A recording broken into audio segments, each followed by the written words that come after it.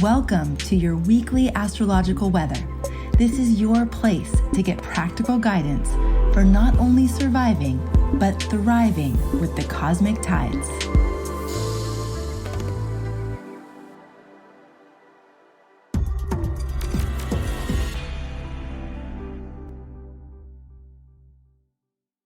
This podcast is brought to you by The Inner Circle, your place to learn astrology in community with the masters and transform your life in the process. Well, hello, everybody, and welcome to your weekly astrological weather. I am so happy that you've decided to tune in to this week's broadcast. Happy New Year to everybody. I know it's not the astrological New Year, which will happen in March, but we're all celebrating a new year, a new beginning. So Happy New Year to all of you.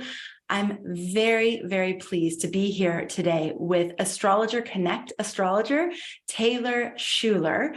And this is Taylor's Astrology Hub debut. So I'd like to just tell you a little bit about Taylor, and then I'm also going to let Taylor tell a little bit about her story. But she's an astrologer, a YouTuber, and host. I love that that's a new title for us, YouTuber. I love it. And host of the podcast On Thriving, Astrology and More with Taylor Shuler.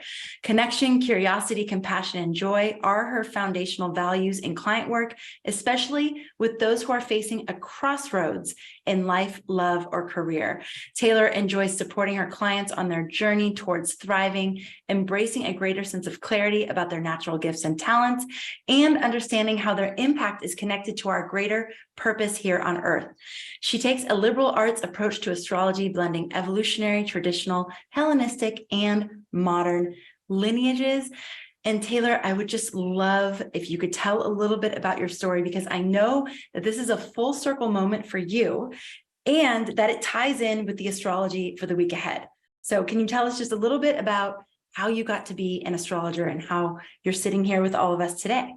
Absolutely. And thank you so much for that lovely introduction and for inviting me to be with you here today. So Astrology Hub is actually a really big part of my story. And so I share that in the hopes that if there are listeners out there or Inner Circle members out there hoping to become astrologers, Astrology Hub can certainly be a part of your story and part of your journey on that path. But for me, my story really started as a child, and I was interested in astrology, read the sun sign, horoscopes, things like that, and then stepped away from it when the other kids in school or my peers were like, yo, you're so gullible and that's silly and you shouldn't do astrology. But then, and my journey went all the way across the spectrum with being interested in astrology and going, in alignment with the faith that I grew up with. Which was I grew up Catholic, and then going totally to the other end of the spectrum and being interested in atheism, to then having my Saturn return and coming back to astrology. And that was in my Saturn return started in 2016, and just slowly getting back into astrology, slowly learning things. And I had we all had eclipses in Cancer and Capricorn in 2019 and 2020. And those eclipses really started to change the world. And we started to see some shifts at that point in time. And by the time we had the eclipses in January of 2020, we also had that Saturn-Pluto conjunction. And that happened to be on my solar return. It happened to be when the Astrology Hub was running its 2020 forecast. And I remember sitting at a dining table, watching the forecast and saying, that's where I want to be. I want to be amongst these folks. That's kind of one of those days where I declared myself an astrologer. I knew I was one, but I was able to finally see folks who do it professionally and realize that there were many opportunities out there to actually do it. And once you can see it, then it's more like, hey, I can see myself, and maybe I won't do it exactly like that, but there's a path, there's a road, there's an opportunity. And it just opened up a whole world for me. So I have so much gratitude for the Astrology Hub and for you and the A team. That's amazing. I love hearing stories like that. It has always been part of our vision to inspire new astrologers to pursue the path and to show that there's opportunity, that you can actually have a career in the field of astrology, and that you can take your passion and help a lot of people with it. So I love it that we've been a part of your journey, Taylor. I'm sure a lot of other teachers have as well, which is great. And I'm so happy that you're here with us right now. Taylor's also one of the astrologers that's featured on Astrologer Connect, which is our new reading platform. It is only available to Inner Circle members right now and anyone who attended the 2023 forecast event. It will be opening up to the public here soon. So if you would like to get on the wait list for that and be the first to know when that happens, you can go to astrologyhub.com/connect. Okay, Taylor, so let's take a look at the astrology for the week ahead. What would you say is the main overarching theme? I think the main overarching theme for the week, if I had to put maybe a word or a phrase on it, it would be the epiphany for a number of reasons. And also the song, the Sam Cooke song, A Change Is Gonna Come, just came to me because it's just got those emotional swells. And when you're in an epiphany, it's a revelation, it's a realization, and it's all about once you have that realization, you know, it's time for a change. Things are going to happen. And this full moon, it's bringing it. So the full moon is on which day and what time? Yes. So the full moon is going to be on January 6th. And depending on your time zone, I think I've got this in GMT time. So that would be at 11:07 p.m. GMT. So that would be about 5 p.m. Eastern, which is about 2 p.m. Pacific. Okay, so why are you saying that change is happening? And it sounds like there's a realization, and then there's also a change. So what's that all about? Yeah. So we start off the week on January 2nd, and there's a number of things happening on January 2nd. In the US, it's a bank holiday because we have New Year's Day the day before. So the 2nd is a Monday. And if you have the kind of job where you're getting the day off, great. Those who don't have the day off, take it easy, take it slowly, relax. There's a ton going on. And I think that all of the changes that we're going to experience are going to bring us back to the past, back to even 2019. And they're also going to bring us ahead to the future, to March. And I'll explain why. But all of those changes happening so close to the full moon, once the full moon comes around, it's going to trigger some feelings. You know, the full moon always brings our emotions to the surface. This full moon in Cancer, it's at 16 degrees of Cancer and 16 degrees of Capricorn. It's asking us to think differently. It's asking us to really deal with our feelings and deal with how we communicate with other people. And that is just it's going to bring a lot to the surface. So, and the reason that I say epiphany is for a number of reasons. So the first reason is that it is the Feast of the Epiphany. And so the Feast of the Epiphany was when the three kings went and they found the baby Jesus in the manger. And this was a revelation. It's the 12th day of Christmas too. So, and this ties into a number of traditions. It's not just Christian or Catholic. It's really about the stars. This is grounded in the stars. And so we also had the Feast of Saturnalia happen in Roman times. And we're also coming off of the December solstice. So the December solstice was on December 21st of this year. It's when the sun hit 0 degrees of Capricorn.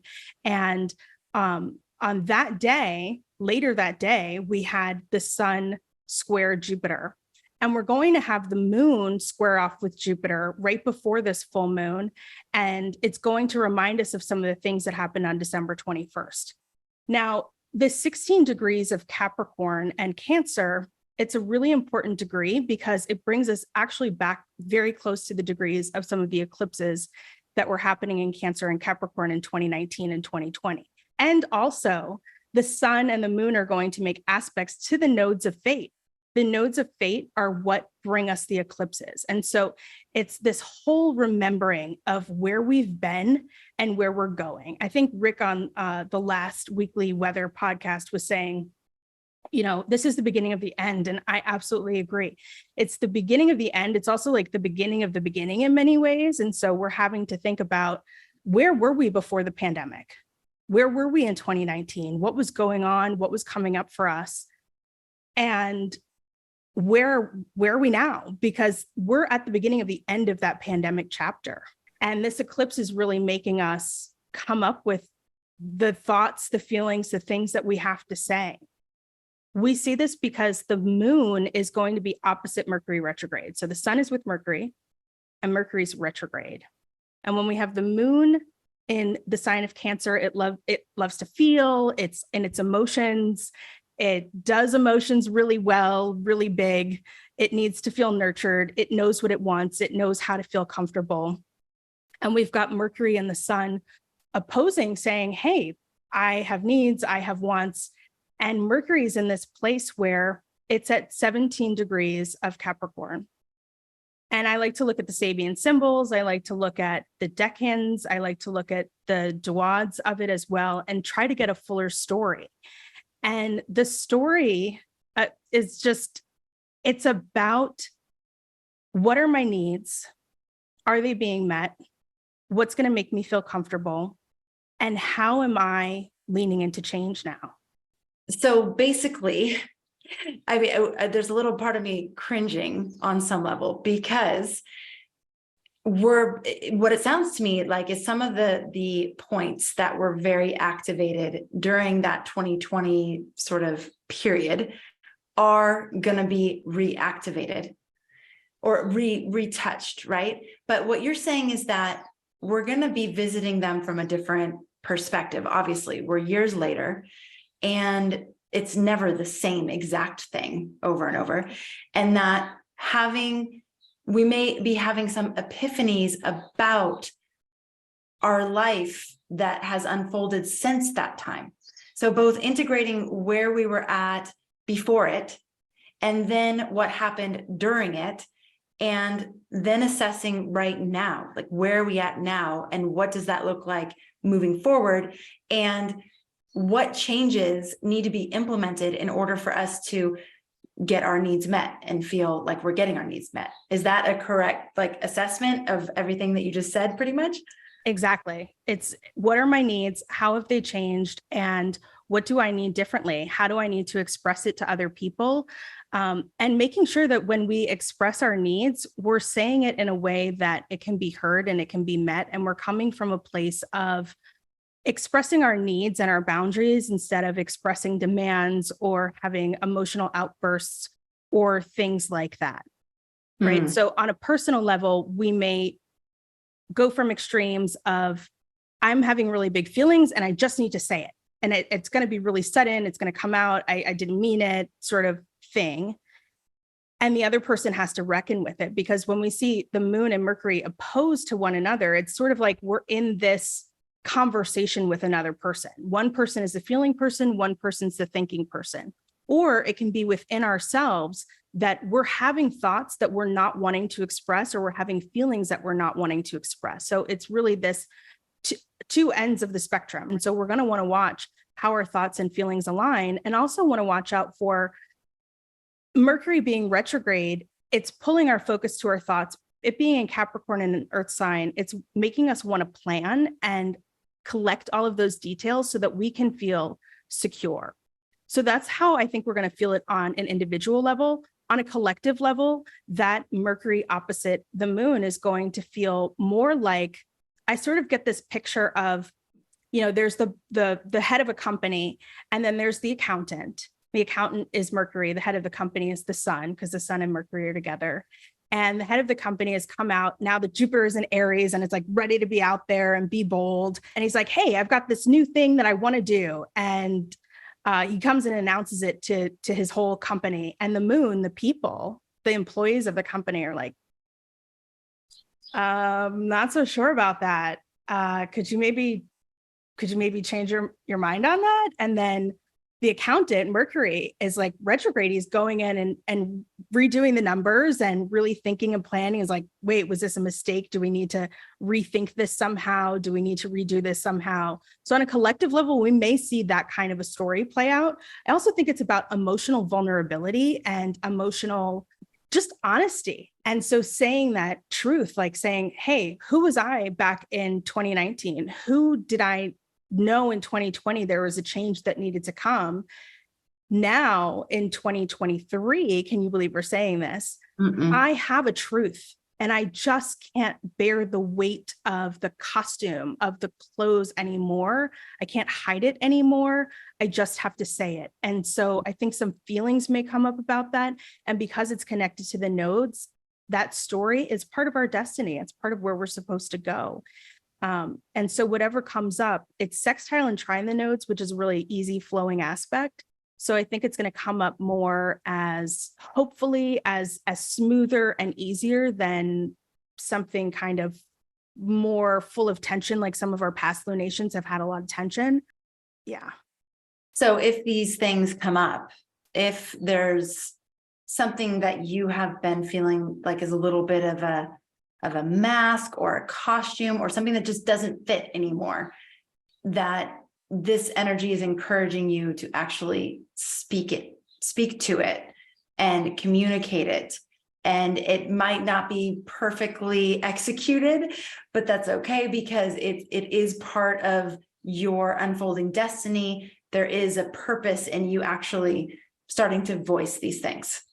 Absolutely. I think, and especially just going back to Monday, the 2nd, we have a number of aspects. We've got Mercury sextile Neptune. We've got Venus going into Aquarius. So we have this change in how we relate to people, right? When a planet changes signs, we're talking about a change in the quality of it. And so all of these aspects on Monday, I think are bringing that kind of an energy where we've come from, hopefully we've had a break over the holiday. It's been a little bit quieter. We had a New Year's where maybe we didn't want to go out, like Rick was saying. And we've got to go back to work, and we kind of get shaken up. It's like, the blindfold, taking our sleeping mask off and being like, wait, what just happened today? And that kind of sets the tone for this full moon, where we've had this shakeup at the beginning of the week that feels maybe like a lot, just in comparison to where we've been. It's not necessarily a lot on its own. But after a holiday, I think the first Monday back to have a whole lot of aspects in the sky is going to feel like a lot. And that kind of just builds over the next couple of days to this full moon where finally it's a release, and it's like, hey, I've had some thoughts. We need to have a chat. Because if we don't, the next aspect of the moon is going to be, it's going to make aspects to Uranus and also to Neptune, which tells this story of, I'm going to have a conversation with someone else, or something's going to come to the surface. I need to talk about it. I need to let it out, because if I don't, I'm out of here. and I got to think about, what would I like to do? What does need to change? And can I lean into that dream of what needs to change, because I'm ready for it? The other aspect that comes up this week that speaks to the story is the sun squaring off with Chiron. And this is a big deal because in March, we're going to have a Jupiter-Chiron conjunction in Aries, which we have never knowingly experienced before. So Chiron was discovered at 3 degrees of Taurus in the early 70s, which means that we've had Chiron around. We just weren't aware that Chiron was around. And Chiron and Jupiter meet up about every 13 years or so. And so we've had Chiron Jupiter conjunctions before. We've never been aware that we're experiencing a Chiron Jupiter conjunction in Aries before. So this is new. And I think it's big too, because on the same day or just a few hours later, Venus meets up with Eris, who is the goddess of destruction. She took the golden apple and threw it into the wedding and started the Trojan War. She wanted to shake things up. And so Jupiter expands what it touches. Aries is about our identity, our sense of self, our desire to take action.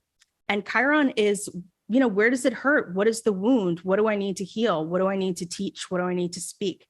And so every time we have these sun squares to Chiron, we're getting a hint of what that Jupiter-Chiron conjunction might look like.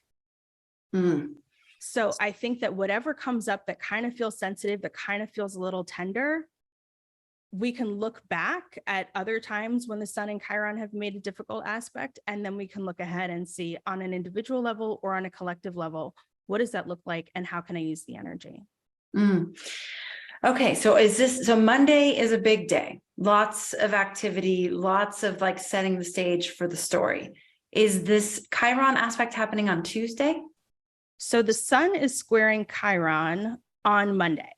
like I was saying before, the Sun square Chiron can be personal if it's connecting to something in your chart, but it's also, it's usually a news day. It's usually a continuation of a story that we've seen before, and also a foreshadowing of what's to come on March 11th of 2023, when Jupiter and Chiron meet up, and then shortly after Venus and Eris will meet up.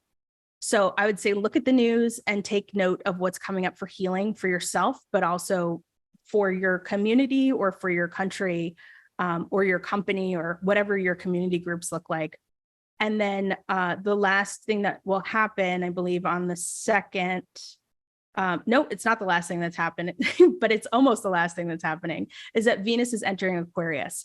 And Venus is going to be in Aquarius until January 26th, when it enters Pisces. And as all of our personal planets start going into Aquarius, we're getting hints about two things.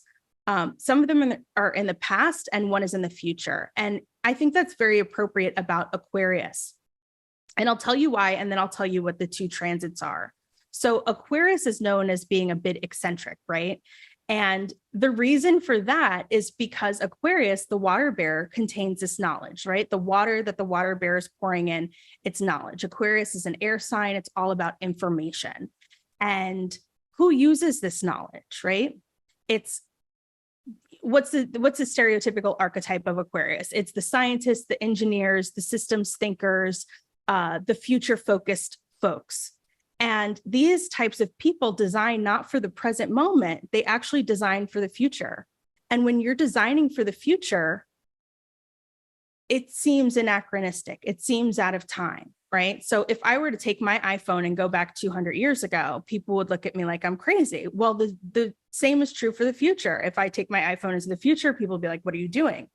But if I do the reverse and say, hey, I'm in the future, how do I design for like 2023 or 2024?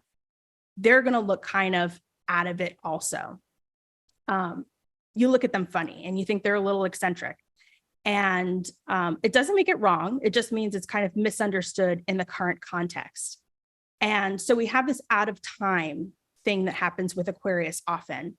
But when a planet is hitting that 0 degrees of Aquarius, what it's doing is reminding us of the past, which is the Jupiter-Saturn conjunction that happened on December 21st of 2020. And it's also reminding us of the future, when Pluto is going to go into Aquarius on March 23rd of 2023. And so I think what this Venus transit is inviting us to do is we're being asked to practice non-attachment in our personal relationships and to our current social norms in order to form bonds and to heal our current existing relationships.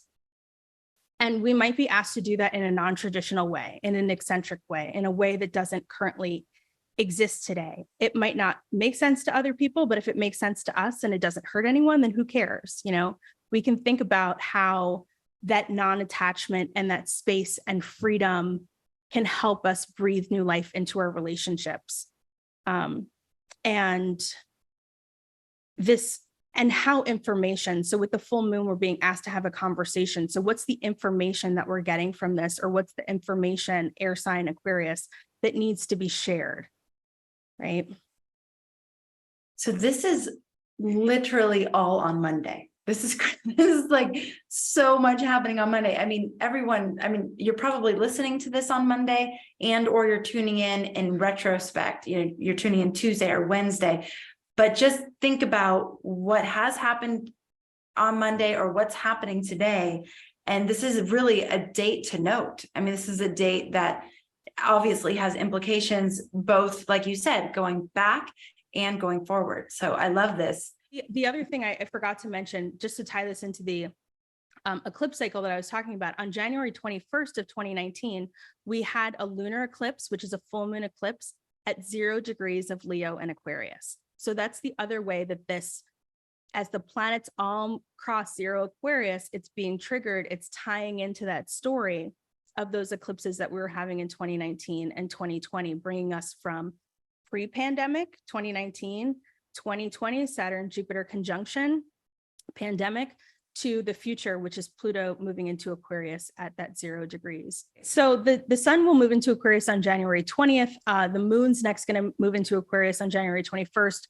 Mercury is going to move into Aquarius February 11th. So those are just some more dates to look for clues about the future and this Pluto ingress into Aquarius. It's going to happen in March. And then finally, the last thing I promised is going to happen on Monday is going to be the moon going void, of course. And this is like rest, like just it's time to stop doing because a whole lot happened. And so for a lot of people, some of this may be happening in the morning, it may be happening in the afternoon. And then I think Monday afternoon and evening, we're all just gonna be like, nah, I'm good. I'm checked out for the rest of the day. And then Tuesday, the moon is going to enter Gemini. It's going to slowly start creeping into what we call out of bounds. So it's going out of the range of the ecliptic, out of the sun's sort of hold on it and hold on us and hold on all of the planets. It's nice that we don't have a lot of aspects on Tuesday because this is back to work for most people where there is going to be a lot of talking. That's what we get with Gemini, a lot of emails to answer. And this is sort of like remember your password or reset your password when you go back and try it twice before you get locked out because it's Gemini. So it's like try and try again. But besides the talking and things like that, I think it'll be a pretty pleasant day. But as the day goes on, we may feel our emotions start to heighten a little bit, especially as we're leading towards that full moon. And then on Wednesday, we have Venus sextile Jupiter. And this is really pleasant because a sextile, it's just a pleasant aspect. This is about enjoying yourself, treating yourself. Don't overindulge with it. A sextile is not, it's sort of a minor flowing aspect. A trine is bigger. So Venus talking to the moon might want to overindulge, but Jupiter being sextile to the moon, it's not as expansive, but it's still like don't overspend. And also think about what good feels like. You know, what can good look like? And how can you live with that vision of what feels good and what looks good and brings you comfort now while being within your means? You know, what can you shift? And I would also say definitely pay attention to the people that you meet and new things that cross your path, as well as what gets you fired up or gets you talking on this day. And then we've got January 5th. The moon is going to be void, of course, most of the day. And then we have the sun trine Uranus. And when the sun is in Capricorn and forms this really generous aspect to Uranus and Taurus, with the moon void, of course, we get an opportunity to channel this capricious energy of Capricorn because Uranus is this sort of like sudden, unexpected energy. I love how Rick Levine says it's the resolution of irresolvable opposites, I think is what he says. And so it's just that instantaneous download, sort of like the unexpected thing that you can't plan for.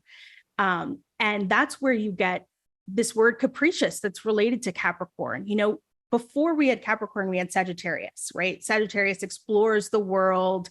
It's done a lot. It's taught, you know, and maybe not even traveled the world, but maybe it went to other galaxies too. It's taken risks. It's learned new things, and it had a good time. And then by the time we get to Capricorn, it has to resolve some of that Sagittarian energy and say, okay, I know how to have a good time. I want to have a good time, right? Capricorn is young when it's old when it's young. It likes to have a good time. It works hard and plays hard, but it knows how to take calculated risks.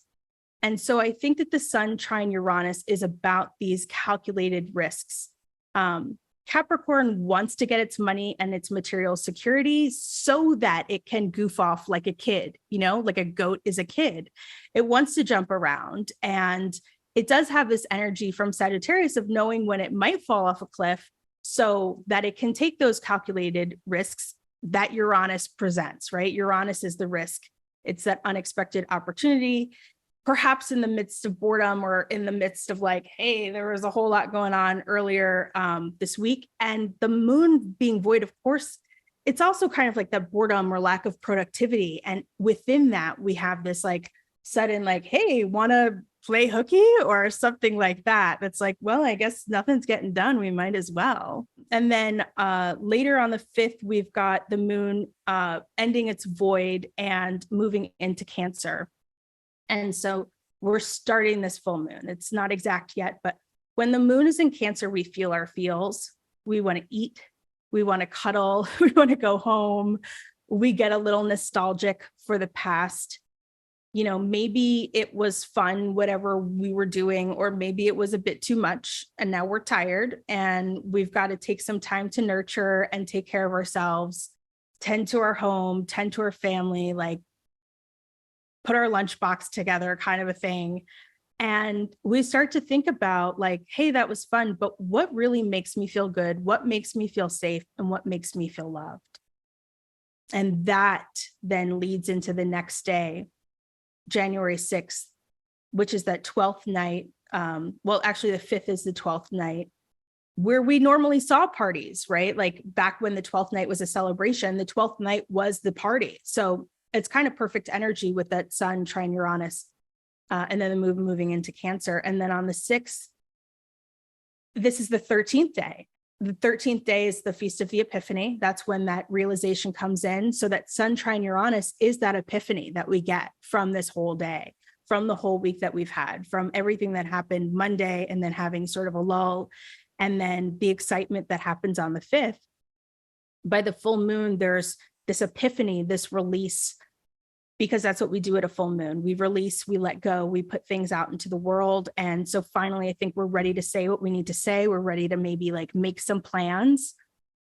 And that's going to be super helpful because the next day on the 7th, we have something called a cazimi. So the sun is conjunct Mercury, and it's going to be so close to Mercury when it's 17 minutes from the sun. We call it the heart of the sun. That's when we make magic. That's when we are able to speak to what will light our soul up, what needs to be said so that we can get to where we want to go. What is the wish that we have? What is that emotional honesty that the full moon brought that we now need to say something about? We want to write it down. We got that vision board going. What are we tearing off the vision board? What are we putting on the vision board this day? How are we just sitting quietly and meditating before, during, and after this cazimi? Because it happens like before 17 minutes approaching the sun. And then there's this moment of sort of stillness and quietness. And then as Mercury moves away from the sun, 17 minutes away from the sun. Then we've got the moon being void again on the 7th, around 4:20 p.m. Eastern time. The moon is going to be void, of course. And then about 4 hours later depending on your time zone, it's going to be the 7th or the 8th, the moon is going to enter Leo, where maybe we're feeling a little more fun, or maybe we're feeling a little more courageous, able to really stand in that honesty that the full moon brought up for us and say, yeah, it's my truth. And hopefully we can kind of pat ourselves on the back or give ourselves a round of applause or like someone else for saying what needed to be said. Then on the 8th, around 12 p.m. Eastern time, we're going to have Mercury trine Uranus. So another epiphany, another opportunity to say, hey, I thought this is what I wanted when we had the sun cazimi and when we had the sun trine Uranus. I've just gotten a sudden jolt of inspiration. Because I said it, now I attracted the thing. Synchronicities are lining up, things that were unexpected. It's just like downloads. This is more information. I think that you might even put more words to the experiences that you've been having, getting even more clear about it, or just taking another opportunity to meditate and bring it into your consciousness. And I think it's a great time for ideas and inspiration. And then also think back to the weekend of December 17th, because that was the last time that we had Mercury trine Uranus, and see, is there something that was happening then that's coming up again now? And so, yeah, it's a week, Amanda. It's a pretty full week. It sounds like it. And I hear what you're saying about coming off of the holidays, which were, like I've mentioned on a few of the podcasts, for the first time in a few years. It was actually the holiday energy that you kind of expect or hope for the first time, because the other holidays have been so challenging, so intense, 2020, 2021. So I can see that it sounds like we're sort of jumping right in to the new year. Like, it's like, okay, let's go. And there's a lot of energy. There's a lot of movement. There's a lot of change kind of spurring inside of us. Yeah. And that's in contrast to the previous few weeks or even month, it seems like. Yeah. I mean, I think we've all kind of like felt that something's going to change or something's going to come. But after eclipse season, which was super intense, I do think that the holiday season felt a little bit more like a lull. Now, the one thing I didn't mention, Amanda, is that, because I don't want to get too much into it. I don't want to steal anyone's thunder from next week, but Mars is stationary. So it is at that 8-degree mark where it's really just stopping. It's starting to stop so that it can turn around and go direct and move forward again. But the Sabian symbol for this 8-degree mark is a medieval archer who stands with the ease of one wholly sure of himself, bow in his hand. And it's all about the ability to take aim at something and achieving a bullseye. The sort of like low side of it can be like overconfidence or being unprepared, typical Aries stuff. But I think that this really is like, hey, I got it now. I have my sole focus. I've got my bullseye. I've got my target. I'm just refining it and I'm moving forward. And that's what the opportunity is for this week. That's why we're getting all these aspects. That's what the full moon is trying to bring us towards, is what is our mission? What's our goal? Where are we going? God, I love that. I love that. What is our mission question? It's one that I was reading Chop Wood, Carry Water. And it's one of my like go-to revisit over and over. So Saturnian of me, right? So Capricorn of me to love a book called Chop Wood, Carry Water. But essentially one of the stories in it is about the difference between goals and a mission, and how goals, we can like set goals, but if we don't hit them, we can easily like make excuses for why that didn't happen, or it's almost set up for failure from the beginning. It's like we have this goal, but like we barely attain it or we don't attain it. And there's always a reason for that, right?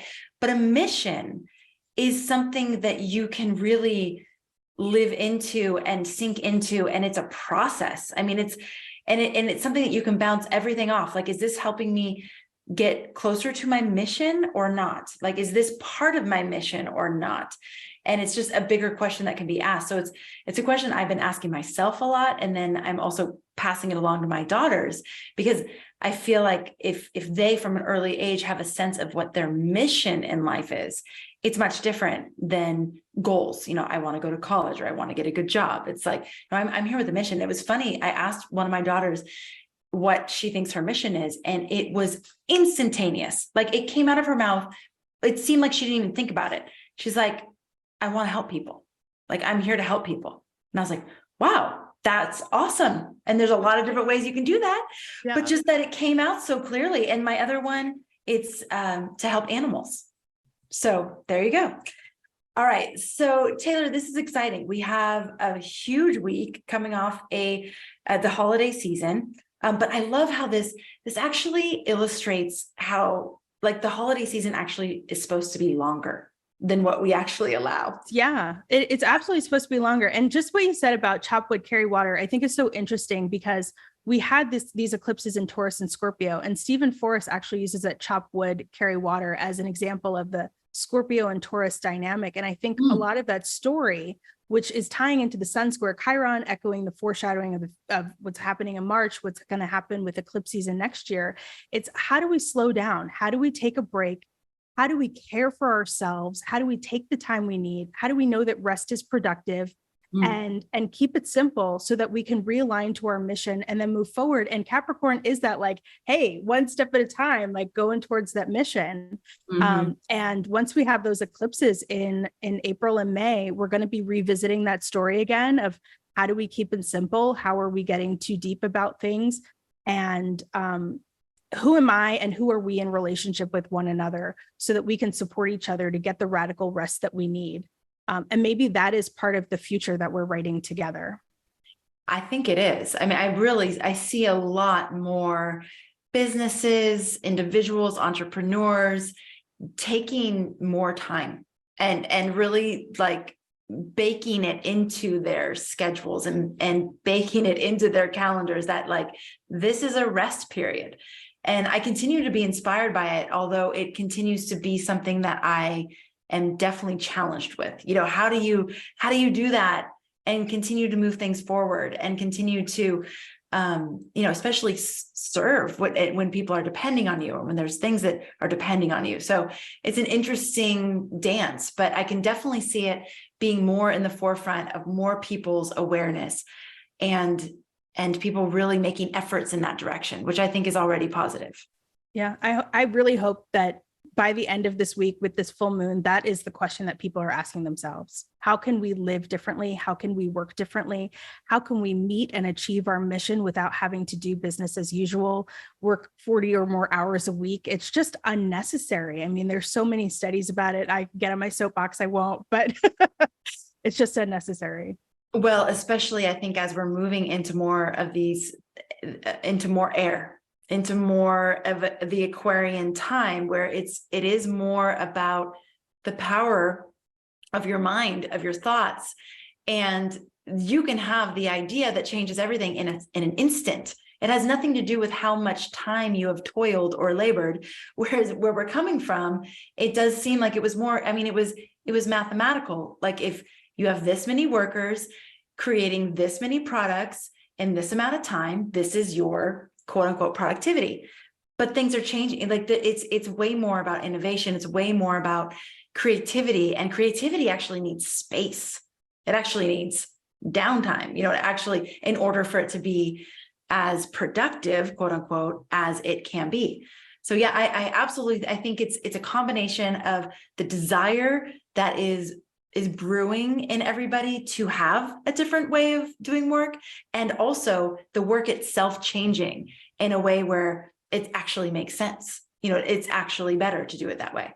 Yeah. And I think that, we have Mercury going retrograde in different elements over the years. And this year, Mercury is going to be retrograde in earth signs, which is really asking us to plan. It's to revisit the numbers, go back to the books, go back to the drawing board, and really put our thoughts on paper and outline how we can do it differently.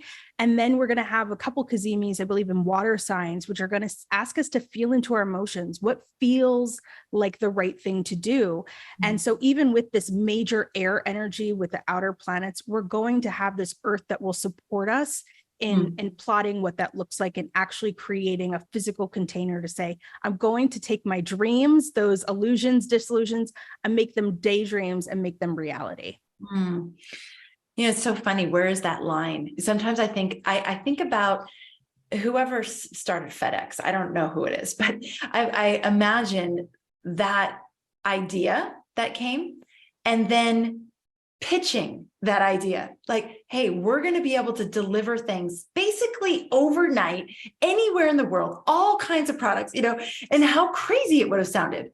Like literally, if that person, do you know the name of the I don't know who it is. That's so weird. Yeah, I can't think of it either. But just how radical that would have seemed to anyone listening to that. It's like, wow, how are you going to pull that off? Like, good luck with that vision, or good luck with that dream.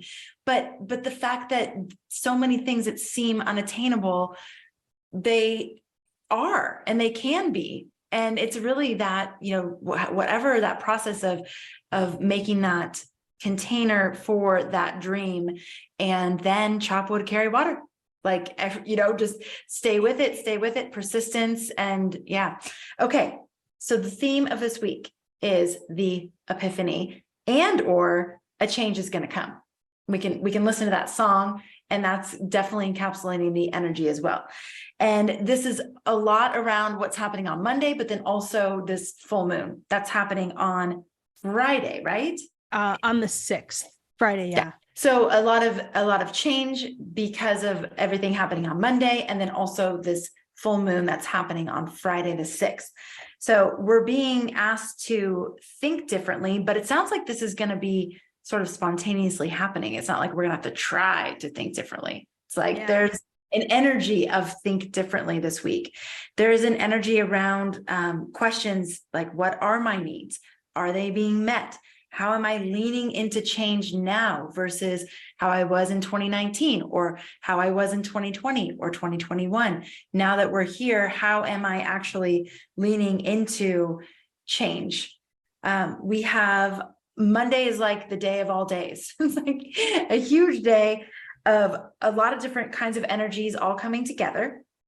There's an opportunity to put words to our dream. This is a good day to do some vision boarding.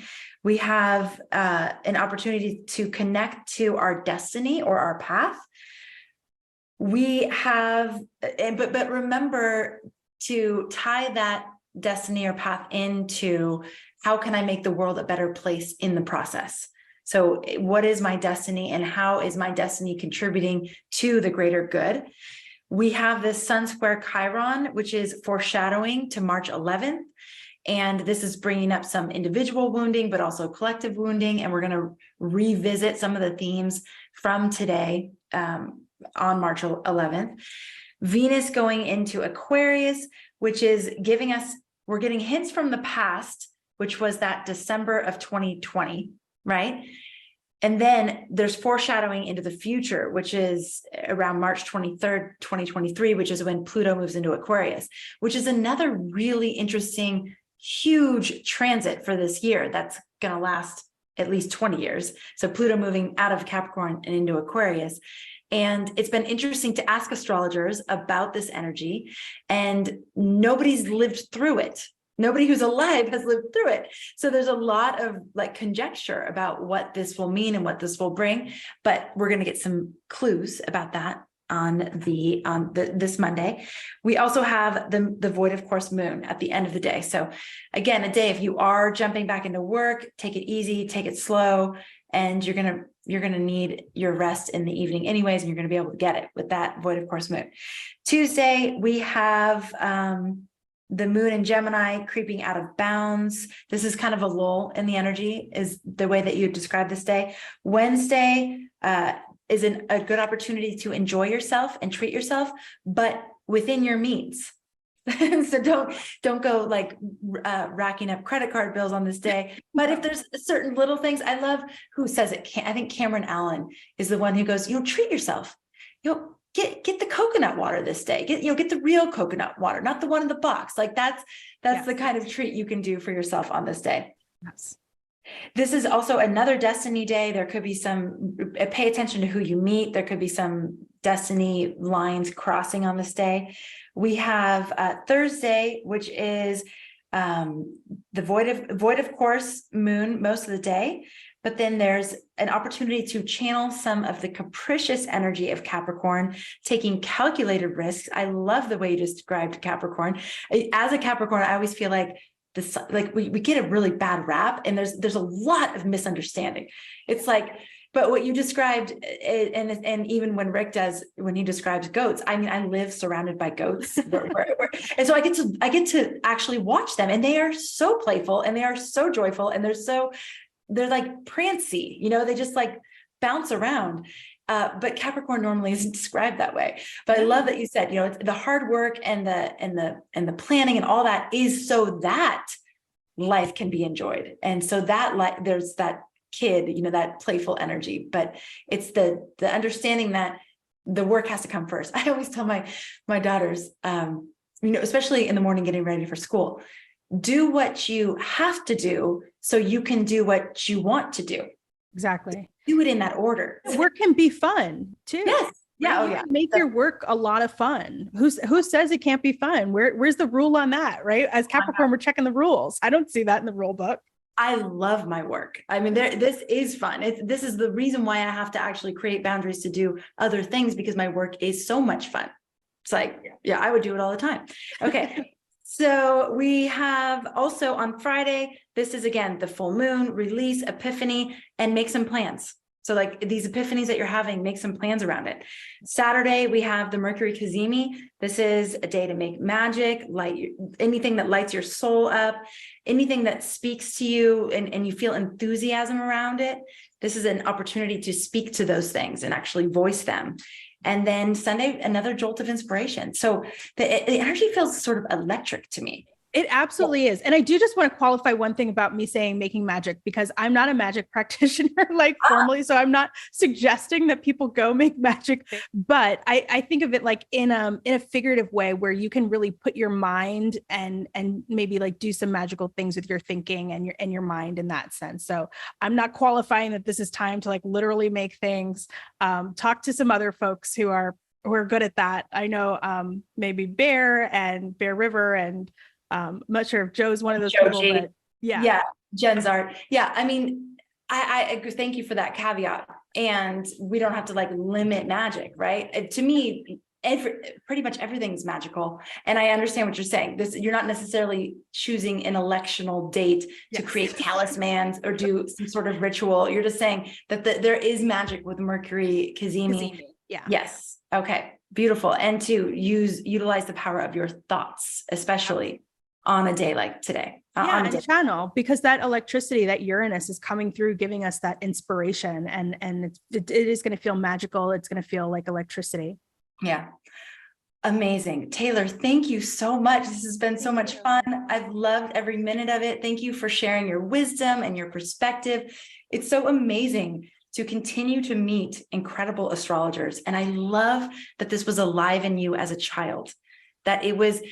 But then it makes me sad that the world kind of beat it out of you, but it's all perfect. It's like exactly where it needs to be. You came back to it, and it's not like those seeds weren't still there. You were able to really just like jump in and really, without abandon now, go towards this dream and this love that you have. Yeah. So I love it so much. Thank you so much, Amanda. It's been so much fun being here with you today. So much fun. So if you love Taylor and her approach, if you are an Inner Circle member, she is available on the Astrologer Connect. If you were a 2023 forecast attendee, she is available on Astrologer Connect. And I know that Taylor's making herself available for instant readings sometimes too, right? Yeah, absolutely. Are you going to be available this week at all? I will be available in the evenings of this week for instant readings. Yes. And more so on the weekend as well. Which time zone? I am on Mountain Time, so it will be the afternoons and evenings Mountain Time. So starting after 3:30 p.m. Mountain Time, I'll be on. And I love talking with people about career and about their mission, like we talked about, and their passion and profession. So yes, beautiful. Career, passion, mission. If you have any questions about those things, you can connect with Taylor in two different ways. One is to book a reading for the future. The other one is to just connect with her instantly. If you happen to be online, you're like, hey, I have a question. I'd love to bounce this off an astrologer. Look for the green light on the Astrologer Connect page, and you'll know that Taylor's available. So if you are not in the Inner Circle, or you were not a part of that forecast event, you can get on the wait list for Astrologer Connect and be the first to know when we open. That is astrologyhub.com/connect. We would love to see you there on that wait list. And Taylor, thank you so much for being a part of this new endeavor that we have embarked upon. And thank you for being here for the weekly weather this week. Thank you. It's so exciting. I love everything that you're doing and the innovations and inroads that you're making for astrology and astrologers. So thank you. Oh my gosh, it's our pleasure. Our pleasure. All right, everybody. Thank you so much for being here. Thank you for being a part of our community. And thank you, as always, for making astrology a part of your life. We will catch you on the next episode. My first astrology reading literally changed my life. I was in the midst of a significant dark night of the soul, and that reading gave me the hope and confidence that I needed to continue on my path, no matter how challenging things were. I've had the pleasure of seeing the impact that a high-quality reading can have on thousands of our community members. This is why we at Astrology Hub have been working so hard to create a platform where you can find and book astrology readings with the most trusted and experienced astrologers in the world. We've created a new platform called Astrologer Connect, and we've been testing it with our Inner Circle members with great success. So I'm inviting you to get on the waitlist now so you can be first to book when we do open the platform. You can go to astrologyhub.com/readings and secure your spot today. I can't wait to hear your story after you've had the chance to consult with one of our amazing astrologers, many of whom you've met here on the podcast. Getting on the waitlist is completely free and it doesn't bind you to anything. Go to astrologyhub.com/readings today.